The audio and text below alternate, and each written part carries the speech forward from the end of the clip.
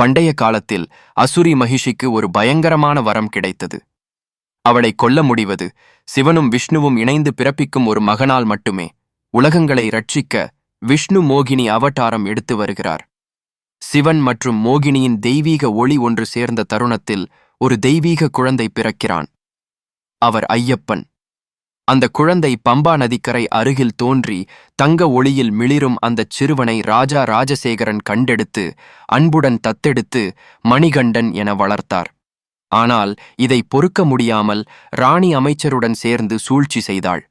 தன்னை நோயுற்றவளாக காட்டி என்னை குணப்படுத்த புலியின் பால் தேவை என்று கோரினாள், மணிகண்டனை ஆபத்துக்கு அனுப்பும் திட்டத்துடன்.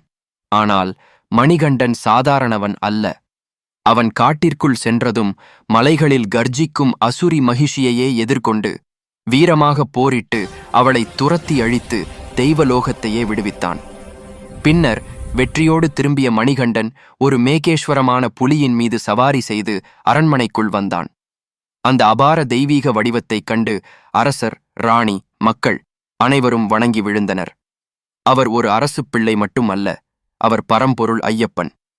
பின்னர் ஐயப்பன் சபரிமலை மலையின் உச்சியில் நின்று தெய்வீக ஒளியால் ஆலயம் எழ வேண்டிய இடத்தைச் சொன்னார்.